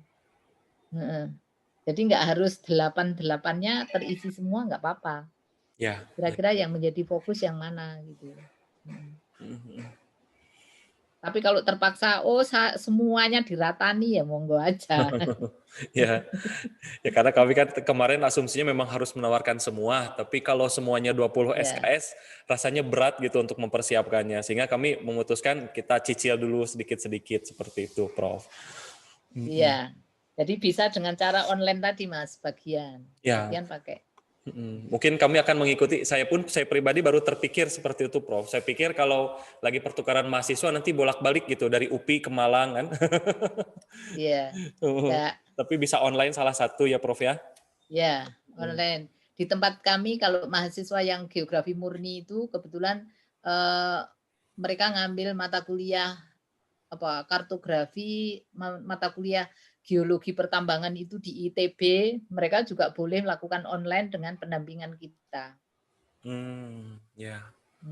Baik, jadi kita tetap sebagai pendamping dosen di sini.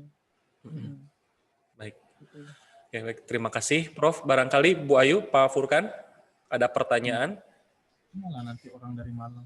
Bu, mohon maaf ada pertanyaan titipan, katanya nggak bisa masuk lagi partisipannya udah 100, Bu. Oh iya.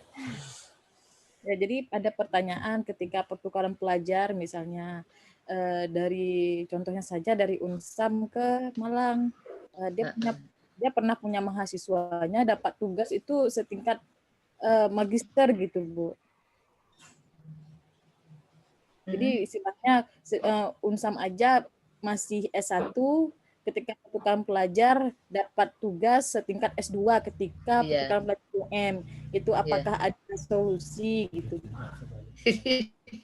Begitu juga sebaliknya, Bu, ketika dari UM datang ke Unsam, levelnya amat sangat rendah mungkin seperti itu. Apakah ada solusi, Bu?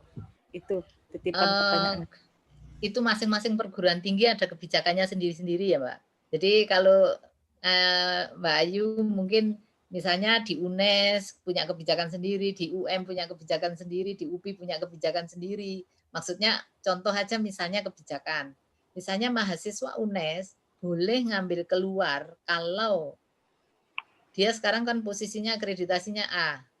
Dia boleh ngambil keluar kalau selevel gitu ya, akreditasinya selevel. Atau yang lebih di atas, misalnya akreditasi unggul yang sekarang kan ya, ada prodi-prodi tertentu yang akreditasinya internasional, misalnya dengan prodi akreditasi unggul.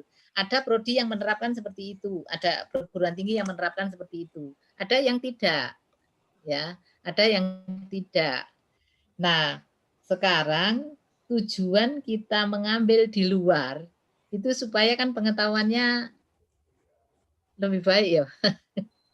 Jadi kalau tadi kok terasa kayak S2, ya saya kira itu perlu itu tugas pendampingan, masalah pendampingan saya kira. Ya, ini kebetulan kami banyak juga mahasiswa dari NTT yang masuk ke tempat kita. Ya. Ya, dengan ini otomatis di awal-awalnya kan perlu penyesuaian dulu ya. Perlu penyesuaian, apalagi sekarang sudah jauh, udah pelajarannya daring, nggak bisa ini dengan baik. Nah, ini memang perlu kiat khusus bagi dosen yang dituju itu tadi. Apalagi kayak di tempat saya tadi, Mbak, saya contohkan. Ada satu mata kuliah tertentu, begitu datang dari tempat lain, itu prodi itu kedatangan 199 mata kuliah mahasiswa untuk satu mata kuliah. Ini belum dibuka full sebetulnya. Iya. Ya nanti pertimbangannya kalau kira-kira Mbak Ayu di Unsam ini akan menetapkan seperti apa atau kebijakannya Unsam. Tadi kan ada universitas lain yang punya kebijakan seperti itu, tapi kira-kira ada yang lain tidak gitu kan ya.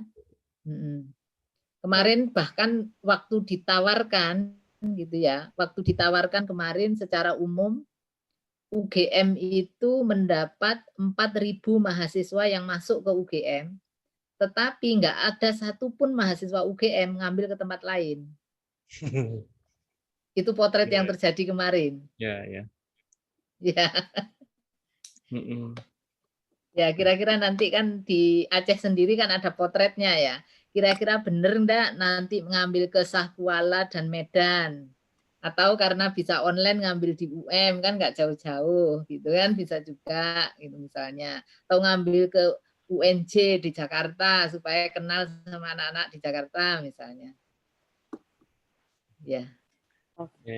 Ya ini memang masih proses ya. Saya kira karena ini bentuk masih proses, masih penyesuaian, dan yang heran lagi saat kita penyesuaian gitu, tiba-tiba ada kebijakan baru. Saat kita penyesuaian tiba-tiba ada kebijakan baru, sehingga kadang-kadang juga kita terkaget-kaget. Benar, Prof. Terkaget-kaget dengan kebijakan baru, tapi kan tetap dituntut untuk mengikuti. Ya, Prof. Mungkin kalau mahasiswa Unsam, kalau UGM nggak mau keluar, Unsam pengen keluar semua, Prof. Semangat. Bisa jadi. Pengen keluar semua kita ya. Iya. Kalau di tempat kami kemarin imbang antara yang keluar dengan masuk imbang. Ya, Prof. Pak Es, saya tanya. Oh ya, silakan. Barangkali ada yang ingin bertanya pada narasumber. Baik. Assalamualaikum, Ibu. Ya, waalaikumsalam. Rosanti, Bu. Mas. Oh iya, Mbak Santi. Rosanti dari Santi, PGRI Pontianak. Dari Pontianak. Ini banyak teman-teman. Iya. Nah, Ibu, puji syukur juga kan kami kemarin dari IKIP untuk prodi geografi dapat hibah yang untuk MBKM juga, Bu, Kampus Merdeka. Ya di sini kan kami berlima juga tim dari pengusul itu, jadi masih ya sama kayak teman-teman di Unsam kali kami masih anak bawang gitu kan, Bu. Jadi belum memahami walaupun udah sering ikut seminar, masih banyak yang versi-versi kayak gitu. Jadi kebetulan Santi masih yang di bagian untuk kerjasama yang di luar kampus kayak gitu. Di luar kampus kami di sini masih mencoba, masih antar prodi Bu, karena yang tadi yang Ibu sampaikan kalau untuk level kita untuk keluar kerjasama keluar itu kan yang harus selevel sama dengan sama-sama minimal akreditasi dari Bu ya. Nah, sedangkan kami di sini hanya antar mata kuliah masih di dalam kampus sendiri, yaitu biologi sama fisika Bu, karena ada mata kuliah. Kalau ke biologinya itu sendiri mata kuliah biogeografi sama fisika itu astronomi dan antariksa kayak gitu. Jadi level kami masih di bawah sesama antar prodi di satu lembaga dulu, instansi. Nah, kesulitan kami di sini itu Bu untuk evaluasi yang ke sekolah yang untuk bagian mitra ini Bu, untuk dalam magang. Nah, magang itu. Magang kan. Sedangkan untuk versi magang ini kan kemarin masih istilahnya magang Bu, terus sekarang beda lagi dari itu kan LP istilahnya sekarang Bu. Nah, penyesuaian untuk evaluasinya itu Bu yang kami masih bingung di sini sama Pak Ajun, Dr. Ajun, saya sama Pak Ajun ini masih satu tim kayak gitu. Jadi untuk penilaian versinya itu apakah kami nanti buat dengan sistem penilaian kami atau menyesuaikan yang dari kalau di lembaga itu kan ada lembaga itu kan ada yang standar dari penilaian lembaga atau kami buat standar sendiri. Itu gimana untuk penilaian evaluasi untuk kerjasama itu Bu, magang tuh Bu? Ya, saya nggak tahu di tempat Mbak Santi atau mungkin tempat di Unsam ya. Kalau di tempat kami itu ada LP3 namanya ya, LP3. Ya, jadi di LP3 kan satunya LP2 itu yang untuk penelitian, yang LP3 itu kan untuk pengembangan kaitannya dengan pembelajaran.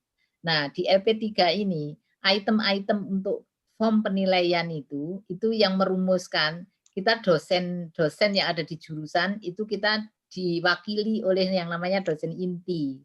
Dosen inti itu nanti akan berkumpul di LP3 itu untuk menggodok yang namanya evaluasi yang dibuat itu tadi, lembar evaluasi untuk menilai praktek lapangan itu tadi. Nah, tentunya penilaian itu kan ada dua ya Mbak, dari unsur sekolah dan dari unsur sekolah atau lembaga tempat dia magang dan juga dari kita. Nah, itu pun juga ada lembar penilaiannya tersendiri. Jadi mereka akan kita kirimi penilaian itu. Nanti hasilnya di rata-rata. Tetapi yang merumuskan itu adalah dosen inti dari jurusan yang mewakili ada di LP3 untuk menggodok instrumen itu. Ya. Jadi ada instrumen yang disepakati bersama di LP3. Supaya antara prodi lain dengan prodi satu dengan prodi lain tidak paling enggak ada benang merahnya, tidak silik genje gitu. Ya, kalau di tempat kami namanya lembaga LP3 itu Pak, pengembangan pembelajaran. Gitu Mbak Santi?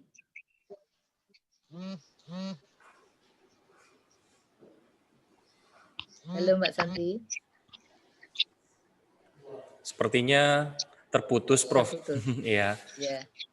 Baik, silakan. Ada yang raise hand, Taufik Hidayat. Silakan, ada yang ingin ditanyakan kepada narasumber. Iya. Terima kasih Pak. Izin Prof dan Bapak Ibu dosen untuk menanyakan tentang kebijakan Merdeka Belajar, yaitu di poin kewirausahaan Prof. Nah, jadi yang jadi pertanyaan saya sebenarnya bersama dengan Bapak Ramdan tadi Prof. Jadi di sini Prof, misal nih Prof, ketika nanti ada mahasiswa yang mengikuti satu kegiatan kewirausahaan yang diselenggarakan oleh Kementerian Pendidikan dan Kebudayaan, apakah itu juga bisa dikonversikan dengan mata kuliah kita di Prodi, Prof? Sekian, terima kasih Prof. Jadi nanti saya kira pedoman pendidikan yang ada di Unsam itu memang perlu disinkronkan di sini ya, perlu disinkronkan di sini. Jadi misalnya mahasiswa lulus atau lolos PIMNAS menjadi juara PIMNAS tentang kewirausahaan gitu ya. Nah, kira-kira itu bisa enggak masuk ditukar atau diekuivalensi dengan mata kuliah tertentu misalnya. Tapi kalau yang dimaksud kewirausahaan yang ada di sini adalah kewirausahaan yang di mana mahasiswa itu dia sudah membuat suatu usaha dan ada apa istilahnya PIRT ya, ada izin dari PIRT ya, izin usaha itu loh. Ya, ya, Ngurus benar. itu kan juga nggak susah tuh itu. Jadi memang ada usaha tertentu yang ada izinnya itu. Kan paling tidak punya anak buah berapa gitu kan akan di ini tuh. Punya penghasilan dalam 1 bulan berapa dan seterusnya. Itu ngurus itu.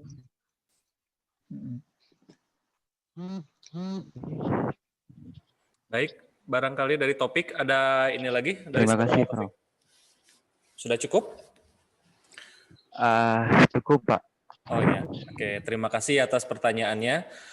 Kita lanjut lagi. Dari sini bentuk kegiatan pembelajaran dan ini adalah BKP-nya, temanya. Nah, jadi setiap dari BKP atau bentuk kegiatan pembelajaran yang kami rancang nanti akan dikembalikan lagi kepada profil lulusan. Sehingga dari tema-tema ini orientasinya adalah outcome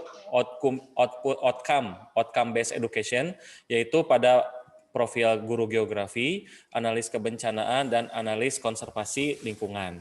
Seperti itu. Kemudian untuk tanpa air ya. Ya, ini belum direvisi, Prof. Jadi semula kami menggunakan istilah konservasi air dan lingkungan. Namun setelah kami rundingkan lagi, kemudian dapat masukan juga dari Ibu Epon dari UPI, gitu. Katanya kalau air itu sudah termasuk dalam lingkungan, ada air, ada tanah dan udara. Jadi untuk efektivitas kami gunakan lingkungan saja seperti itu.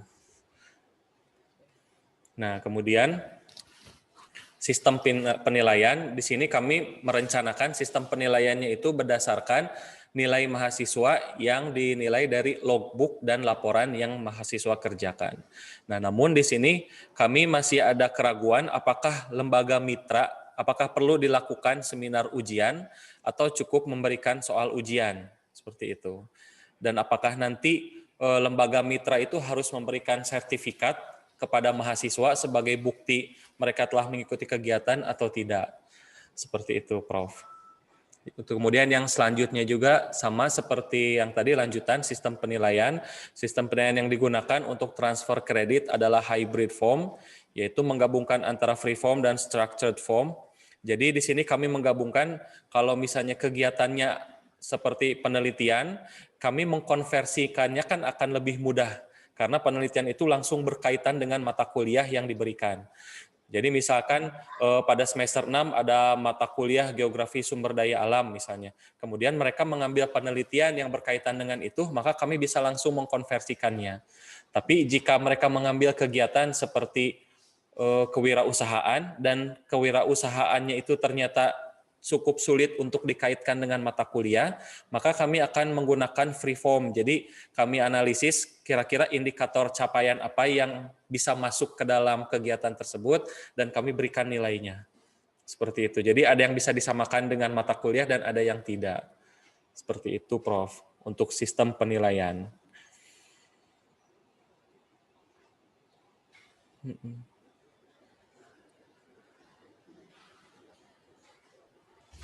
Dengan perkembangan yang ada sekarang, ini beberapa mitra kami itu merekonstruksi MOU, Mas.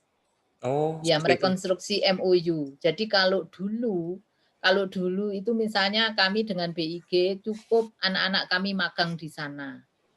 Sampai kadang dia bikin penelitian sampai skripsi juga ada di sana. Tapi sekarang kita membuat rekonstruksi bahwa soalnya sekarang pembimbing kan boleh kita menggunakan pembimbing dari luar. Jadi misalnya pembimbing satu dari kampus, pembimbing luar dari tempat tertentu misalnya LAPAN atau BIK misalnya. Mereka pembimbing luar seperti itu. Termasuk penguji. Kalau dulu penguji luar hanya kita terapkan untuk mahasiswa S3. sekarang kita mahasiswa S2 agak kita turunkan juga boleh memilih penguji dari luar. Nah, penguji dari luar itu dari mana? Ya dari mitra kerjasama kita.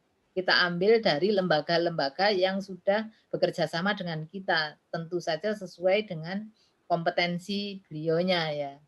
Nah, seperti itu. Kalau untuk mahasiswa S1 masih akan kita upayakan seperti itu. Pembimbingnya, terutama yang geografi murni ini. Ya, karena kita punya MOU dengan lembaga-lembaga yang sangat kredibel di bidang geografi murni. Untuk yang pendidikan geografi kita belum melibatkan orang luar sebagai pembimbing seperti itu. Jadi bisa sebagai pembimbing, sebagai penguji. Contoh konkretnya ya Mas Furkon ya kemarin ya. Mas Furkon kemarin satu-satunya mahasiswa kita S3 yang diuji dari profesor yang ada di Thailand. Nah itu seperti itu. Jadi nanti ke bawah S2 bahkan nanti S1 bisa kita berlakukan siapa mitra kerjasama kita.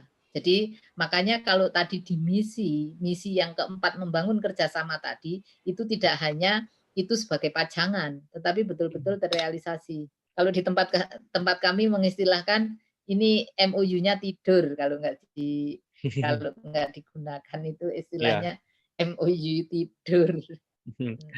Karena tidak terpakai ya Prof ya.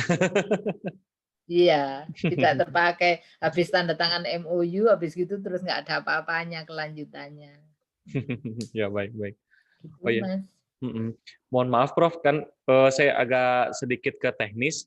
Kalau misalnya kita mengambil pembimbing atau misalnya penguji dari luar, apakah itu ada persyaratan khusus, misalnya harus PNS atau memiliki NIDK gitu?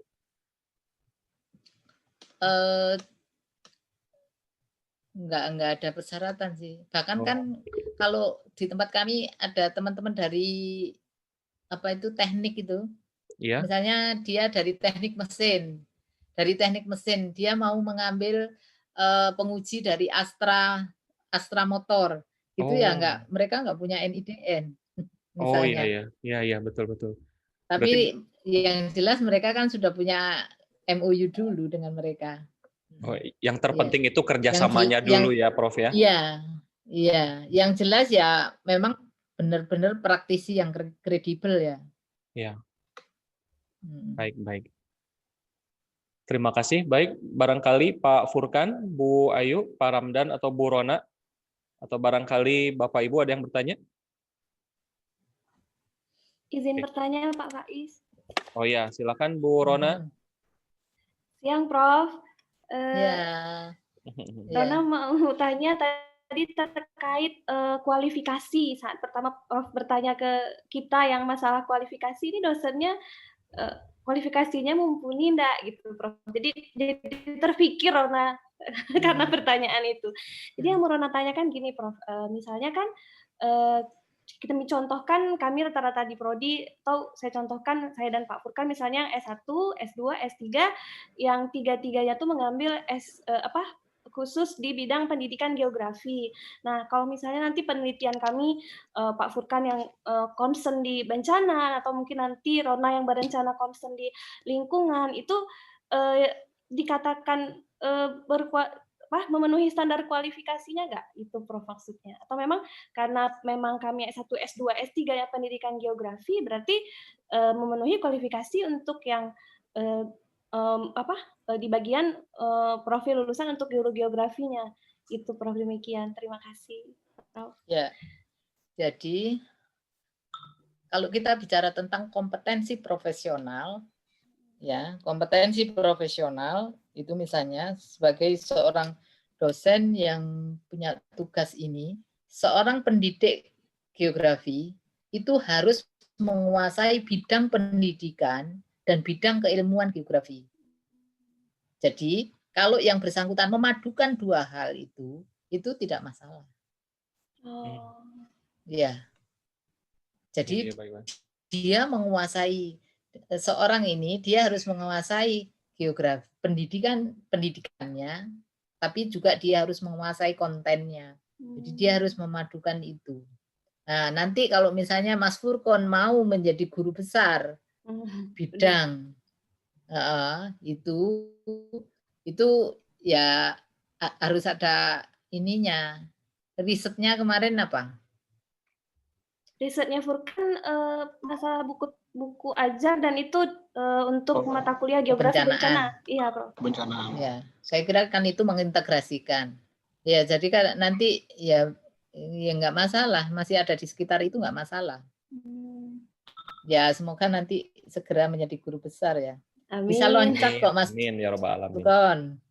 Mas Furkon bisa loncat bisa loncat jabatan Mas Furkon. Rektor kepala, Bu. Iya. Nggak usah melewati lektor kepala, dari lektor langsung guru besar. Bisa sekarang, Mas. Itu namanya loncat jabatan. Mudah-mudahan, Bu. Ya, kita doakan dari Malang. Ya. Oke, baik. Bagaimana Bu Rona? Apakah sudah cukup atau ada tanggapan lagi? Sudah Pak Faiz. Terima kasih banyak, Prof. Iya. Ya. Nanti kalau belum jelas lewat WA aja. Iya, Prof. Bisa dilanjut di belakang layar ya, Prof ya. Di belakang layar. Ini soalnya yang harus saya pantau ini, Mas. Ya. Status dalam pengawasan ya. Status dalam pengawasan. Baik. Oke, terima kasih. Kita lanjutkan lagi ke yang terakhir. Nah, untuk evaluasi kurikulum, apakah untuk memantau apakah implementasi kurikulum Merdeka nanti itu efektif atau tidak. Nah, di sini ada evaluasi internal, kemudian review dari pakar dan tracer study. Evaluasi internal itu akan melibatkan dosen, mahasiswa, dan juga para pemangku jabatan seperti ketua jurusan, dekan, dan juga dari pimpinan universitas.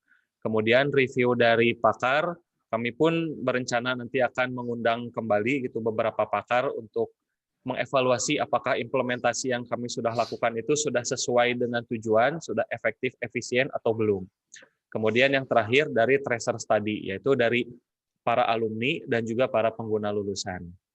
Namun yang masih menjadi kendala untuk hal ini adalah yang pertama mekanisme evaluasi dan perbaikan kurikulum ini kami masih belum memiliki contoh. Sehingga kalau misalnya ditanya tentang konsep, cara-caranya mungkin bisa, tapi ketika mengimplementasikannya harus seperti apa itu yang kami belum mempunyai pegangan seperti itu, Prof. Kemudian yang kedua, sebaran mata kuliah. Nah, di sini saya tuliskan kedalaman dan keluasan belum baik. Seperti tadi yang sudah disanggah atau diberikan oleh Bu Sumarmi, bahwa tadi mata kuliah sistem informasi geografis apa tidak sebaiknya dipindahkan dipercepat ke semester 4. Nah, itu pun sebenarnya kami masih memerlukan banyak masukan. Kemudian ada kesesuaian konten mata kuliah, dan yang keempat adalah kebermanfaatan perkuliahan dalam dunia kerja. Seperti itu. Barangkali dari Prof. Sumarmi ada tanggapan untuk slide yang terakhir, evaluasi kurikulum ini? Ya, saya kira untuk mekanisme evaluasi dan perbaikan kurikulum itu sekarang kan ada SPMI ya, SPMI yang PPEPP itu, ya. Barangkali nanti mekanismenya mengikuti itu saja. Ya, kalau yang lain saya kira nggak masalah. Ya. Baik. Oh ya, kalau di geografi ini Bu Ayu Suciani, Bu, yang memegang SPMI geografinya. SPMI, ya. Saya kira ngikuti item-item itu. Apalagi kalau item-item SPMI-nya itu juga dikaitkan dengan item-item. Ya. Saya kira itu saja komentar saya, Mas. Terima kasih. Baik. Ya. Terima kasih. Alhamdulillah. Jadi sekian mungkin untuk gambaran singkat mengenai dokumen kurikulum yang seharusnya kami kirimkan dokumen kurikulumnya secara utuh. Ya, sekali lagi mohon maaf gitu. Nah, seperti yang dilihat ini foto yang ada di slide terakhir ini kampus kami, Prof. Bisa dilihat bahwa potensi wilayahnya masih banyak ya. Gitu.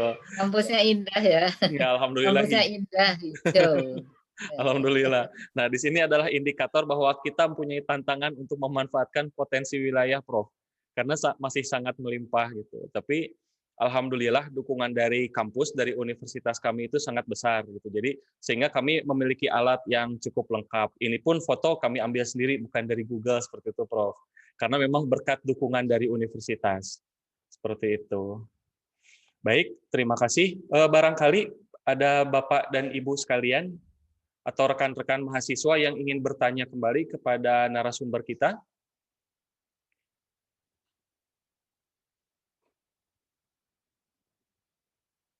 Ya, nampaknya sudah cukup ya.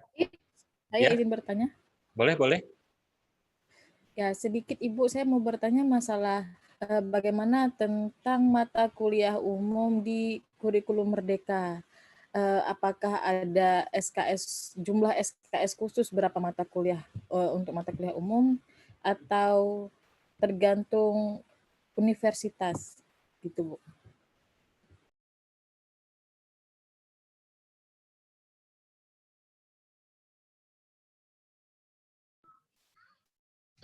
Begini, kalau mata kuliah umum itu harus mengikuti kesepakatan, kan ada mata kuliah keuniversitasan, ada mata kuliah kefakultasan.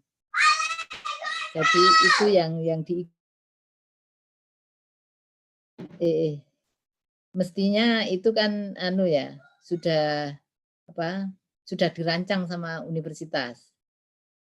Memilih misalnya mata kuliah apa, termasuk mata kuliah agama itu kan apakah meliputi berapa agama yang ditempelkan di kurikulum, itu kan harus kesepakatan di universitas. Bahkan di tempat kami itu sampai aliran kepercayaan itu sudah kita masukkan di dalam kurikulum. Karena memang mahasiswa kami ada yang mahasiswa yang mengikuti aliran kepercayaan, sehingga itu harus ditampung. Ya. Jadi ada misalnya ada Islam, Kristen, Katolik, Hindu, Buddha, Konghucu, sampai ke aliran kepercayaan itu semuanya kalau di tempat kami di kurikulumnya ada. Ya. Jadi kita ya mesti harus nyari dosen aliran kepercayaan. Itu baru tahun kemarin itu mulai ada, kebetulan agama itu kalau di tempat kami agama Islam itu penanggung jawabnya di Fakultas Sastra karena ada bahasa Arab. Kemudian bahasa yang agama non-Islam itu ada di Fakultas Ilmu Sosial. Itu ya mulai macam-macam itu. Sehingga kami bertanggung jawab di Fakultas Ilmu Sosial itu kalau ada mahasiswa ngambil mata kuliah agama tertentu, ya kita harus mencarikan itu. Misalnya agama Buddha gitu kan nggak ada PNS kita yang agama Buddha. Nah, kita mencarikan dosen untuk agama Buddha itu. Seperti itu. Termasuk mata kuliah yang lain ya. Itu berdasarkan kesepakatan secara buku pedoman yang disebut mata kuliah umum keuniversitasan itu meliputi mata kuliah apa saja. Yang kefakultasan meliputi mata kuliah apa saja. Seperti itu. Saya kira itu Bu Ayu. Terima kasih. Sudah Pak Faiz? Oke, baik. Terima kasih. Barangkali saya berikan kesempatan lagi kepada rekan-rekan, Bapak Ibu dosen dari Unsam maupun luar Unsam, dan juga kawan-kawan mahasiswa. Nah, sepertinya tidak ada. Kalau begitu, barangkali dari Prof. Sumarmi ada hal terakhir yang ingin disampaikan sebagai pamungkas, Prof, dari kegiatan kita hari ini. Saya persilahkan. Ya, pertama saya mengucapkan terima kasih banyak sudah diundang teman-teman untuk sharing dan diskusi di Universitas Samudra walaupun melalui daring gitu. Paling tidak saya bisa melihat tadi kampusnya seperti apa, seperti itu ya. Itu saya mengucapkan terima kasih dan saya berikutnya mohon maaf apabila apa yang saya sampaikan mungkin belum terlalu bisa memenuhi harapan teman-teman sekalian. Tapi di lain itu saya teriring doa dari saya semoga prodi ini menjadi prodi yang semakin baik ke depannya dan didukung oleh teman-teman yang punya kompetensi yang sangat luar biasa. Semoga selalu sehat. Saya kira itu. Wassalamualaikum warahmatullahi wabarakatuh. Waalaikumsalam warahmatullahi wabarakatuh. Terima kasih banyak kepada Prof. Suparmi. Mungkin kalau misalnya kita ada di aula di satu ruangan udah applause meriah ini, Prof. Cuman karena semuanya mute, ini masing-masing applause di rumah masing-masing. Seperti itu. Baik, alhamdulillahirabbil alamin, kita sudah sampai pada penghujung acara. Di sini saya mau mengingatkan kepada para peserta, silahkan isi daftar hadir yang sudah saya lampirkan linknya pada chat room, dan mohon untuk tidak membagikan kehadiran ini kepada rekan-rekan lain yang tidak hadir dalam kegiatan ini. Jadi kehadiran ini hanya untuk bagi peserta yang memang hadir. Kemudian untuk sertifikat, nanti Bapak dan Ibu serta rekan-rekan bisa mengecek pada link folder yang ada pada chat room. Jadi kami akan mengurus sertifikat ini, insya Allah paling lama sekitar 7 hari, sertifikatnya sudah dapat Bapak Ibu dan rekan-rekan download pada folder tersebut. Jadi jika Bapak Ibu ingin mencari sertifikat, jangan dihilangkan link itu, silakan disimpan baik-baik sehingga nanti besok atau lusa bisa dicek, seperti itu. Terima kasih, saya secara pribadi sebagai host pada kegiatan ini, mohon maaf kepada Prof. Sumarmi apabila ada kata-kata yang kurang berkenan, mohon dimaafkan, dan juga kepada rekan-rekan sekalian, Bapak Ibu dosen dan juga mahasiswa, mohon maaf apabila ada kekurangan dalam penyelenggaraan acara ini. Terima kasih, kita tutup dengan bacaan hamdalah. Wassalamualaikum warahmatullahi wabarakatuh. Waalaikumsalam warahmatullahi wabarakatuh. Terima kasih Pak.